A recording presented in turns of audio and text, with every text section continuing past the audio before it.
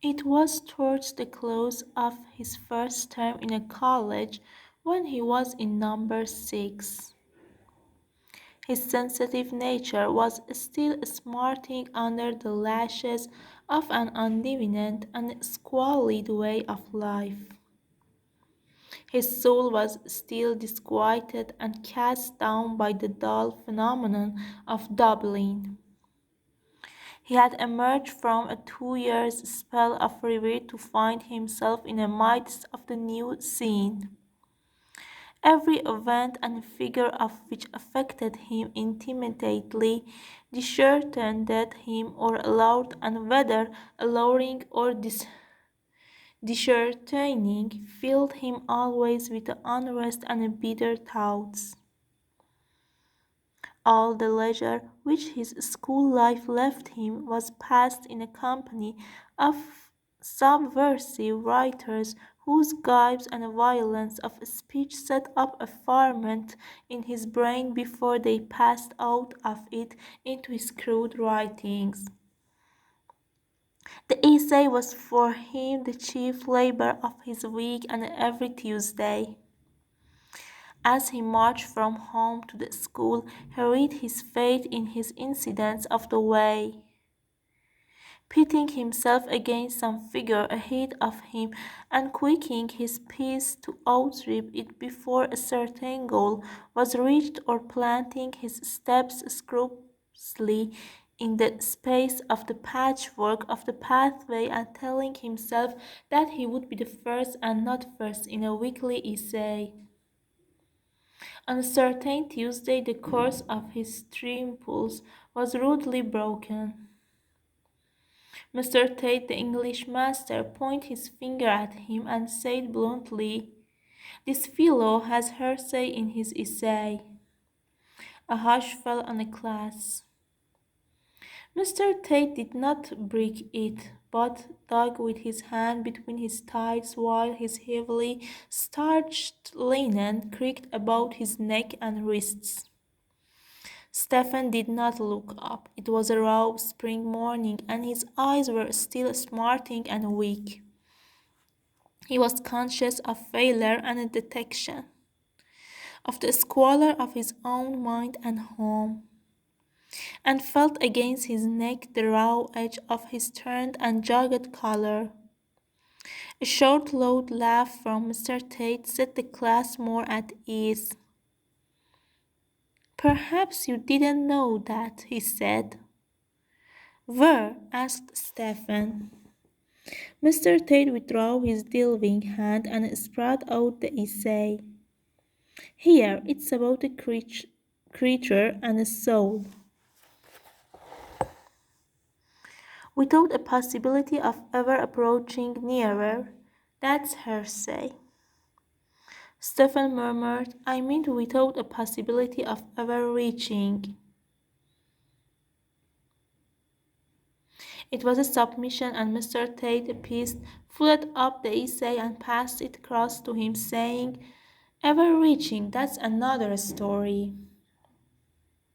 But the class was not so soon appeased, though nobody spoke to him of the affair after class. He could feel about him a vague, general, malignant joy.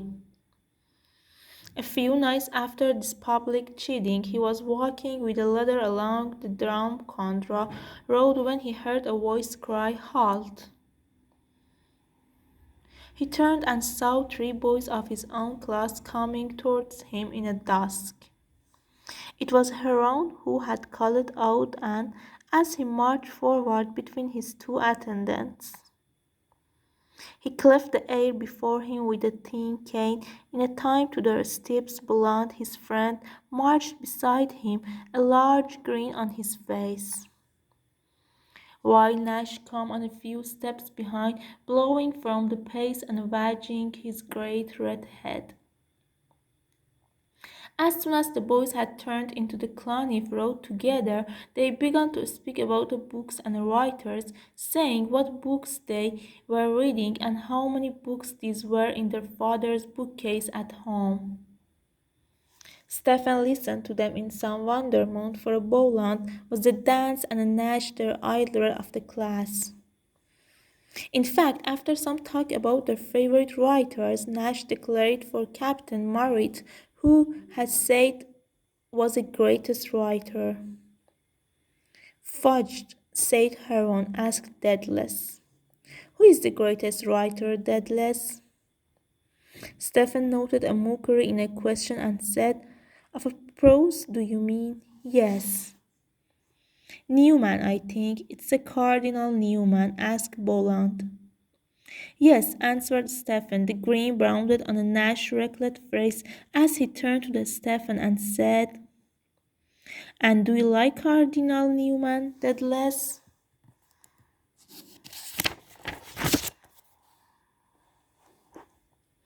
Oh, many say that Newman has the best prose style. Heron said to the other two in explanation, Of course he is not a poet. And who is the best poet, Heron? asked Bolland. Lord Tennyson, of course, answered Heron.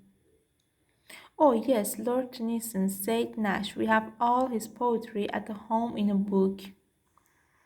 At this, Stephen forgot the silent vows he had been making and burst out, Tennyson a poet? Why, he is only a remaster.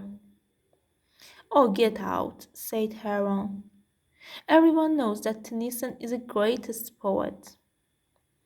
And who do you think is the greatest poet? Asked Bolland, nudging his neighbor. Byron, of course, answered Stephen. Heron gave the lead and all three joined in a scornful laugh. What are you laughing at? Asked Stephen. You, said Heron. Byron the greatest poet. He's only a poet for uneducated people. He must be a fine poet, said Bolland. You may keep your mouth shut, said Stephen, turning on him boldly. All you know about the poetry is what you wrote up on the slates in a yard and were going to be sent to the loft for.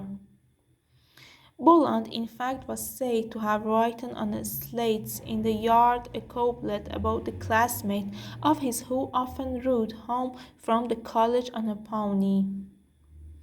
As Tyson was riding in a Jerusalem, he fell and hurt his Alec Kafulzalem. Distrust put the tool to the silence, but Heron went on. In any case, Byron was a heretic and immoral too. I don't care what he was, cried Stephen hotly. You don't care whether he was a heretic or not, said Nash. What do you know about it? Shouted Stephen. You never read a line of anything in your life, except a trance or a Bolland either. I know that Byron was a bad man. Say, Bolland, here, catch hold of this heretic, Horan called out. In a moment, Stephen was a prisoner.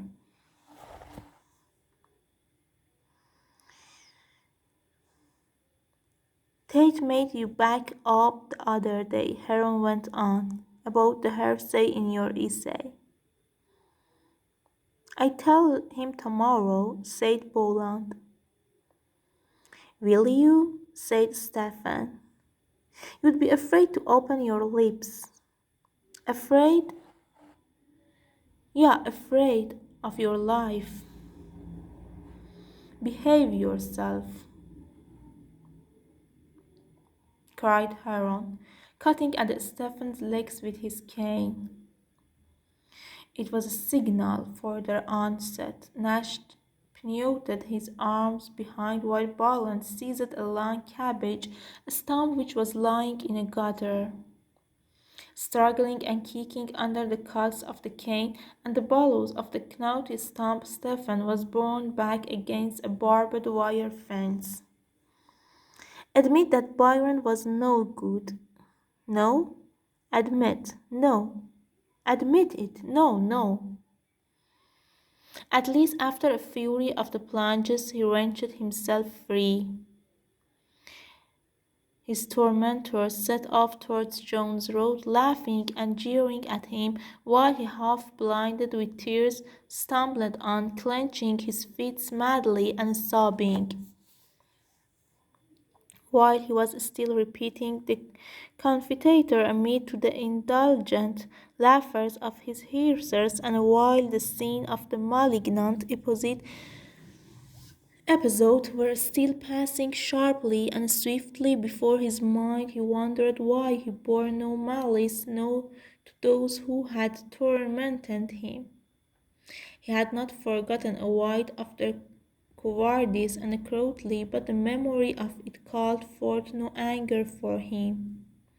All the description of the fierce love and hatred which he had met in the books had seemed to him therefore unreal. Even that night, as he stumbled homewards along John's route, he had felt that some power was divesting him of his sudden woe and anger as easily as a fruit is divested of its soft, ripe peel. He remained standing with his two companions at the end of the sheet, listening idly to their talk or the birds of the apples in the theatre. She was sitting there among the others, perhaps waiting for him to appear. He tried to recall her appearance, but not.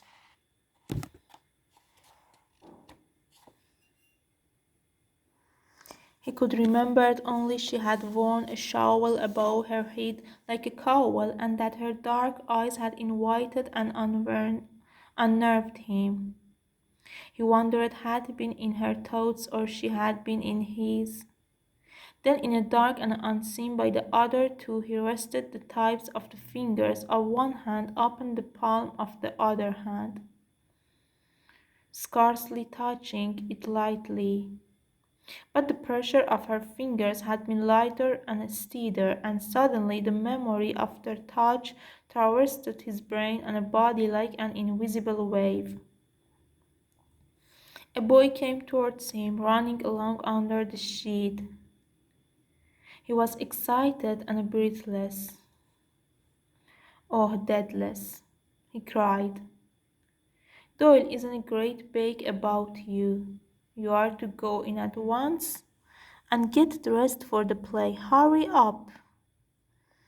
"He's coming now," said Heron to the messenger with a halfly drop when he wants to. The boy turned to Heron and repeated, "But Doyle is in an awful bake." "Will you tell Doyle with my best compliments that I damned his eyes?" answered Heron. "Well, I must go now," said Stephen, who cared little for such points of the honor. "I wouldn't," said Heron. "Damn me if I would. That's no way to send for one of the senior boys in a bake indeed. I think it's quiet enough that you are taking a part in his bally old play." The spirits of the comradeship which he had observed lately in his rival had not seduced Stephen from his habits of the quiet obedience. He mistrusted the turbulence and adopted the sincerity of such comradeship, which seemed to him a sorry anticipation of the manhood.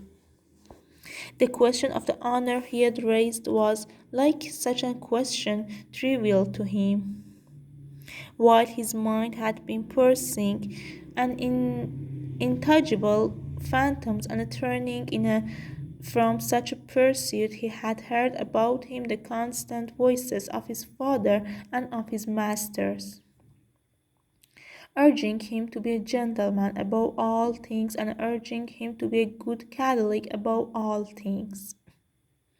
These voices had now come to the hollow sounding in another voice urging him to be strong and manly and healthy, and when the movement towards national revival had begun to be felt in a college, yet another voice had bidden him to be true to his country and help to raise up her language and tradition. In the profound word, as if foresaw a worldly voice would bid him raise up his father's fallen state by his labors, and meanwhile the voices of his school comrades urged him to be a decent fellow, to shield others from blame or to beg them off, and to do his best to get free days for the school. And it was the din of all these hollow-sounding voices that made him halt irresolutely in a pursuit of the phantoms. He gave them ear only for a time, but he saw a happy only when he was far from them, beyond their call, alone, or in a company of the Fontaine-style comrades. In a vestry a plump, fresh-faced Jesus and an elderly man in shabby blue clothes were dabbling in a case of paints and chalks. The boys who had been painted walked about or stood still awkwardly, touching their faces in a gingerly fashion with their furtive finger-tips. In the middle of the vestry a young Jesus, who was then on a visit to the college, stood rocking himself from the tips of his toes to his heels and back again, his hand thrown well forward into his side pockets, his small head set off with glossy red curls, and his newly shaven face agreed well with the spotless decency of his satin and his spotless shoes. As he watched them swimming from and tried to read for himself the legend of the priest mocking a smile, there came into the Stephen memory a saying which he had heard from his father before he had been sent to Clongowes, that you could always tell a Jesus by the style of his clothes. At the same moment he thought he saw a likeness between his father's mind and that of this smiling, well-dressed priest, and he was aware of some desertion of his prized office or of the vestry itself, whose silence was now rooted by loud talk and joking, and its air pungent with the smells of the gas jets and grease, while his forehead was being wrinkled and his jaws painted black and blue by the elderly man, he listened distractedly to the voice of the plump young Jesus, which bade him speak up and make his points clearly. He could hear the band playing the Lily of the Clongry, and know that in a few moments the curtain would go up. He felt no stage fright, but the thoughts of the part he had to play humiliated him. A remembrance of some of his lines made a sudden flush rise to his painted cheeks. He saw her serious, alarming eyes watching him from among the audience, and their image at once swept away his scrubs, leaving his will compact. Another nature seemed to have been lent him. The infection of the excitement and youth about him entered into and transformed his moody mistrustfulness. For one rare moment he seemed to be clothed in a rare appeal of the boyhood as he stood in the wings among the other players.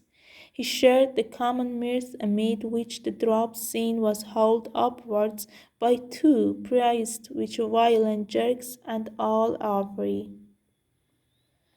A few moments after he found himself on a stage amid the garish gas and the dim scenery, acting before the innumerable faces of the void. It surprised him to see that the play, which had known a reels for the disjointed, lifeless things, had suddenly assumed a life of its own.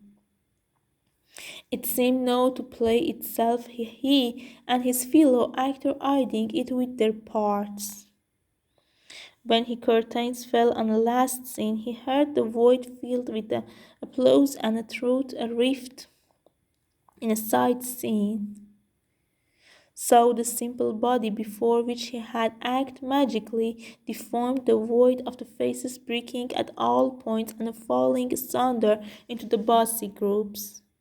This video is taken for Navid Daria's page.